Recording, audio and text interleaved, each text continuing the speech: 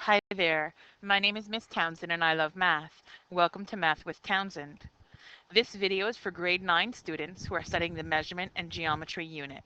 This is part 1 of the unit on two-dimensional measurement. As part of this unit, we're looking at a review of the formula for basic shapes, the Pythagorean theorem and right triangles, composite figures, and some thinking and application problems. Now, this is video number 2. And in the last video, if you haven't seen it already, we did our review of formula for basic shapes. We looked through the formula sheet and talked about the basic concepts of perimeter and area. We started to look at Pythagorean theorem, and we now need to do some questions that are just specific to right triangles and make sure that those are really well understood. So let's go ahead and do that. Here's a question, for example. It says that two square gardens, and make sure you read carefully. I remember some students missing the word square in this question, and therefore it becomes a very challenging, in fact impossible question. Again, two square gardens are shown below. A welcome banner extends from a corner of garden A to a corner of garden B. What is the length of the banner? So you should see directly in this diagram that that banner forms part of a right angled triangle. In fact, it's the hypotenuse part of a right angled triangle. So in order to find the length of the banner, I need to know the length of this side, which I'll call A, and the length of this side called B, and of course, since this is the hypotenuse, we'll call it C. So what I want you to do is, now that I've given you some information to start, is press pause in the video, try the math on your own, and I'll see you on the flip side. Okay, so how do I find the side length of A and B? Well, again, we're told that these gardens are square gardens. And the nice thing about a square is that it's a rectangle. And normally in a rectangle area, area is equal to length times width. But in this case, because we actually have a square, then we can say that area is width times width, or length times length, or whatever you want. So the area is something squared. So when I have 42 as an area, then all I have to do is square root it, and I'll be able to find what the actual width or length or side length of that particular shape is. And again, that's only possible because I know that I have a square.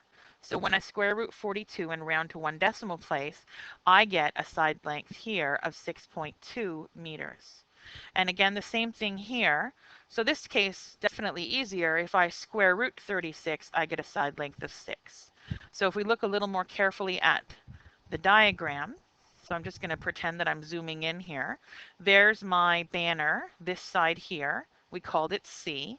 We now know that this side is 6.2 meters in length, and this side is 6 meters, and the side I'm missing is the hypotenuse. So I can go ahead and use the Pythagorean theorem. So C squared is 6.2 squared plus 6 squared. And so doing a lot of that in your calculator, you're going to get 78. So the C squared is 78. So the value of C is the square root of that, which is 8.8 meters. And so to answer the question, what is the length of the banner? The banner is 8.8 meters. Okay, so hopefully you found that to be a fairly straightforward question, and it was good to review how to deal with squares. So they're just special rectangles, but they're nice rectangles. Let's look at another question. So it says Arnold is building a triangular garden as shown in the diagram. One edge of the garden is edged with a pre-existing fence. Now it may not be very clear in this diagram, but this side here is a fence. So that's a fence. So that is the edge where there's a fence to the garden. The other two edges will be edged with border stones. So I need border stones here and border stones here. It says each stone measures 25 centimeters in length. How many stones does Arnold need? Okay, so hopefully I've given you enough of a heads up that press pause in the video, try the math on your own, and I'll see you on the flip side.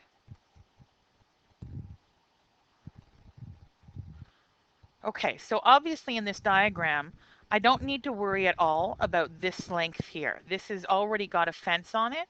But I do need to know the total length of the sides that need to have the stones placed. And so far, I only know that one side is 2.7 meters. I don't know the length of this side. So my first task will be to find the length of that side. And of course, you've noticed this right angle. So therefore, we're going to use the Pythagorean theorem.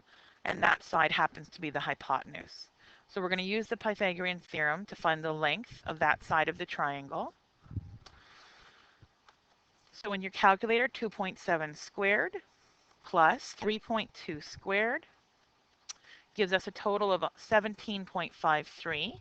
And now we can square root that and round correctly to 1 decimal. So we get that the length of the missing side is 4.2 meters. And therefore, the total length to be covered in stones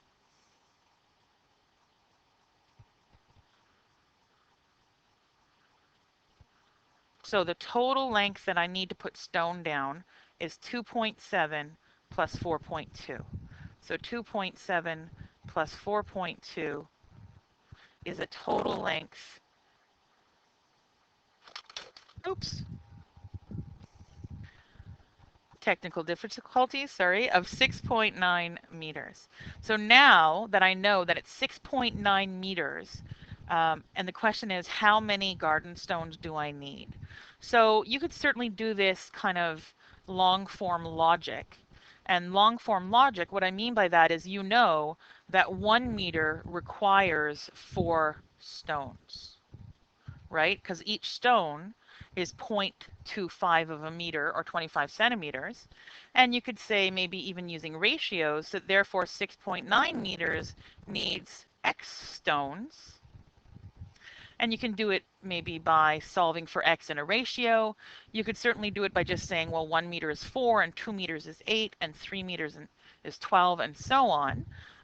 But the most mathematical way is either to use this ratio setup or to think about the fact that I have to divide 6.9 meters into stones, and each stone is 0.25 meters.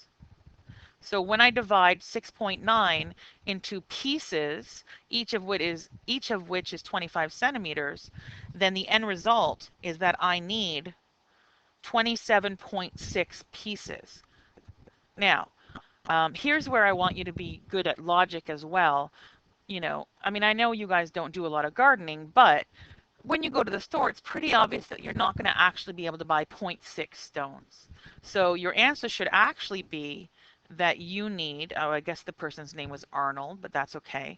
You need 28 stones. Okay, so obviously we need more than 27, so you're going to buy 28 stones from the local store. Okay, so good work. Let's go on to the next question. So here's the next question. It says Luke designs a garden, lots of gardens, in the shape of a right triangle as shown below. So here's that right triangle. There's the right angle.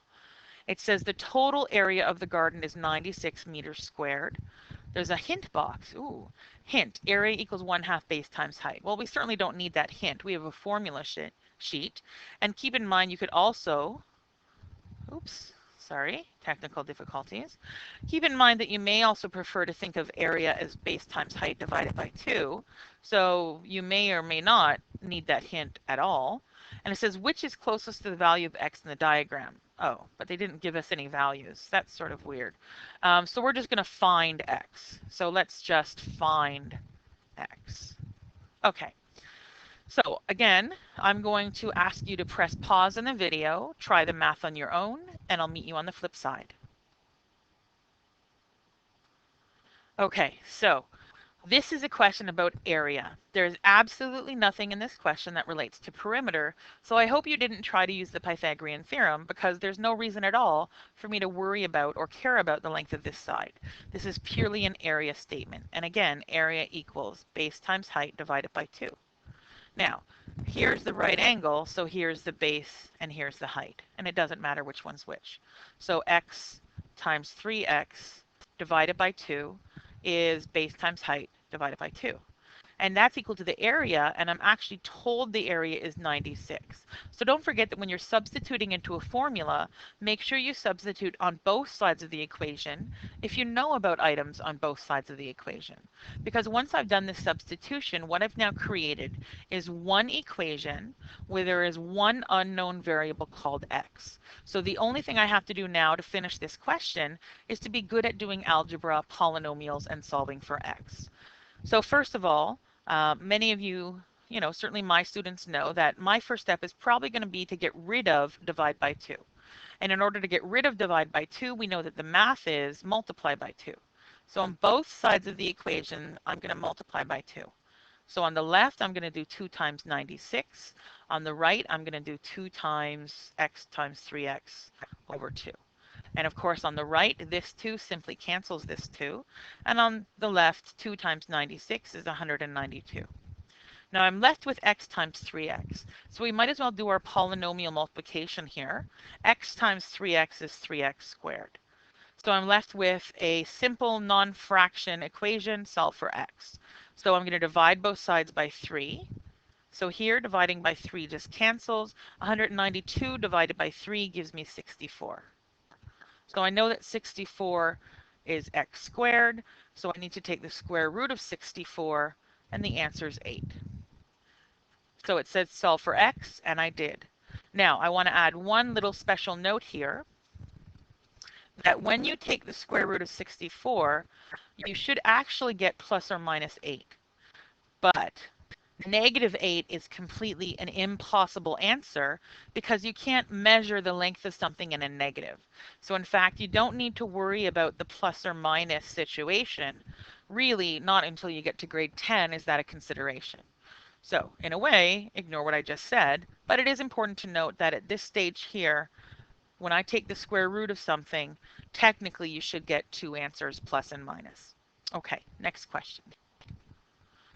So this question here is definitely a multiple choice question. So you know I've probably borrowed this from the EQAO. So I'm just going to ask you now to read the question carefully, press pause on the video, try to get the right answer, and I'll meet you on the flip side.